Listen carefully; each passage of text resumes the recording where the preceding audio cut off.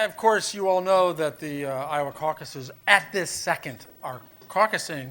And in light of that, and connected to Solomon's last mention in his introduction, the man who may be is the presumptive winner of the Republican caucuses tonight in Iowa and may be the next president of the United States. I just wanted to add to my bona fides his quote from the New York Post in 2009.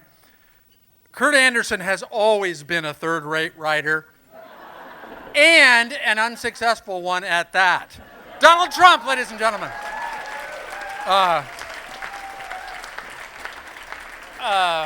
Of course, every writer imagines that he or she is third-rate and unsuccessful, so Donald Trump knows how to get it under everybody's skin, as he's shown himself to be able to do in the election campaign. I'll have another, as you may know, is the theme of tonight, and of course that's a thing said in bars, and I'll have another barkeep. My version of that, what it got me thinking about was my childhood, where it was really not so much about more, but like, maybe I can try that. No, maybe another thing. No, I'll try that other thing.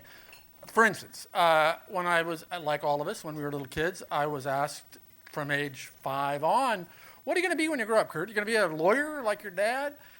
And I said, nah. And I had my ideas, CIA agent, radiologist I hit upon at one point because I broke my arm a lot, and that guy didn't seem to have any, looked like a good job. He just looked at pictures of my arm and was paid a lot, and nobody died on his watch, so that looked good. When I was in first grade, actually, our first grade teacher asked us to draw a picture of what we wanted to be. And so I drew, at that point I thought, oh, the guys who work in supermarkets and stores, that looks good, I'll draw that. So I drew a stick figure of myself with some shelves, handed it in. The first grade teacher says, oh, what's this? And I said, I'm a store man. And she said, a snowman? You can't be a snowman when you grow up. I had never been as angry at that moment at a stranger, let alone an adult stranger, in my life, that this woman thought that I was stupid enough to think I could be a snowman when I grew up. A couple years later, I'm in third grade. The third grade teacher assigns us a writing exercise. It's almost Thanksgiving. It's just after the Cuban Missile Crisis, actually, week after the Cuban Missile Crisis. She says, oh, what are you thankful for, kids? And we all are supposed to write our essays. We're not supposed to have notes, but I want to read you. It's short. My essay at age 8. I am thankful for God and oxygen. And I am thankful that I am a human being, that I live in the United States, and I am healthy. If there wasn't a God, we wouldn't be living. Even if there was a God and there wasn't any oxygen, we still wouldn't be living. If I wasn't a human being, what would I be? If I didn't live in the United States, I would probably live in some communist country or some very poor country. And if I wasn't healthy, it just wouldn't be very nice. But I am healthy. I am a human being. I do live in the United States. There is oxygen, and most of all, there is a God.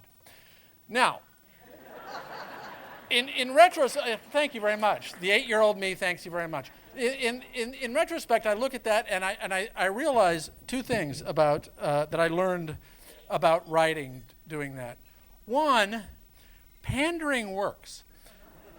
Because I didn't really believe in God. My parents were not religious. We didn't go to church. I was a declared agnostic a couple of years after that. And yet, it all pivots in the end on God. I assume, and I blanked this out, but I assume because I knew my third grade teacher would go for this. So that was the first thing I learned. And the second thing I learned is after this little essay made its way to the local newspaper and was published with a fawning story about little 8-year-old me and a picture of me, that's the moment I decided to become a writer. No kidding. I mean, this is it. You write it. It gets everybody sees it. They think they put your picture in the paper. I'm in.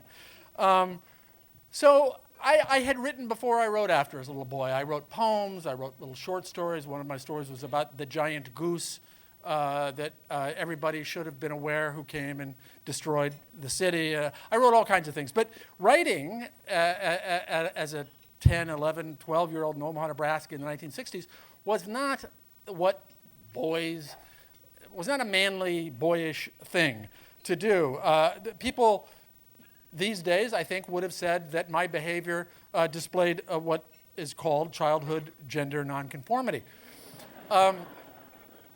I, for instance, had a little doll that I carried everywhere with me called Boy Doll.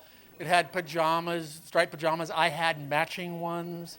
I wore calf-high white rubber boots everywhere, indoors and out, until I was 5. I regularly played the 45 that I owned of Tchaikovsky's Dance of the Sugar Plum Fairy, danced to it for my family, including one time wearing one of my sister's lace ballet tutus.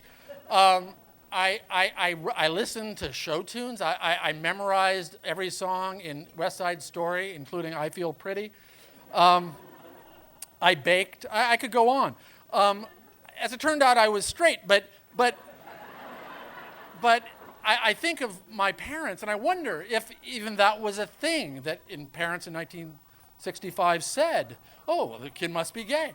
I don't know, but I do remember, again, and it was this another life that I might have had. So I'd already decided to be a writer. The following summer, the family and I went on a vacation. I had never been to a big city before. I grew up in Nebraska. So we went to Chicago. We went to New Orleans. As a 10-year-old, I decided, okay, I get it. I'm going to be a writer, and I'm going to live in a big city. I sort of knew that was the other life that I envisioned and wanted for myself at that moment. We were down in New Orleans. Then we spent a couple of weeks after that, a couple of states over in Alabama, northern Alabama, rural northern Alabama. My father somehow had borrowed a house on the Tennessee River. There we were, one morning, 10 years old. I just take off, don't tell anybody, walk down the river for, I guess, hours. And my parents naturally freak out. Where's Kurt? There were four children, so it was harder to keep track of all these children. They start deciding, well, where's he going? And my father goes out searching for me, finds my little 10-year-old sneakers, wet sneakers on a dock on the river, no sign of me. Hiss me now. As a little boy, I was just walking along the river, and they're wet. I got them wet. I'll just keep walking. Well, my parents, of course, thought I'd drowned or had been kidnapped or whatever. Hours pass. I finally wander home with barefoot. I lost my sneakers, and my father yelled at me. He said, "Yes, I found your sneakers," and it was a tearful reunion. But thinking about tonight, I'll have another life, I'll have another story. I could have been this, I could have done this. I got to thinking, what if somehow, magically, through literary means, I had ended up being gone and living a life and growing up after age 9 or 10 in rural Alabama, what that might be like.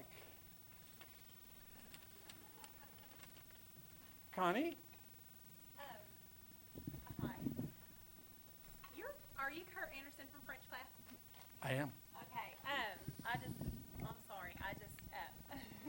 You're so funny, and I prefer Constance en français. Constance. No Connie anymore. No, Constance. Oh, okay. Well, I think you live not far from where I do, so why don't we walk home together, if you don't mind? You are just so funny, Kurt Andersen. Well, first of all, I was so different from everybody because I'm, just being different, coming from a mixed background, so taboo, half Methodist, half Baptist. But you're really different. Not just the Yankee thing, but you're like the only boy in French class that notices me. Well, you are the only boy in French class. That's true. That's true. You're different than a lot of the other girls here in town. Oh, well, I appreciate that. I feel like I see you around, and I don't know why you're at school so late. I was doing some things. Theater? No. Soccer practice. Oh, soccer. Yeah, we started an intramural soccer program. I knew I was no good at football, so we started. There's two soccer teams now. Intramural. Aren't you precious? I just, that, like, soccer is even more European than French. No. That's why I like it. Mm-hmm. Yeah. Well, I think you're sweet, even if you are a Yankee. And, well, I was going to ask you, what's that book in your pocket? Oh, this.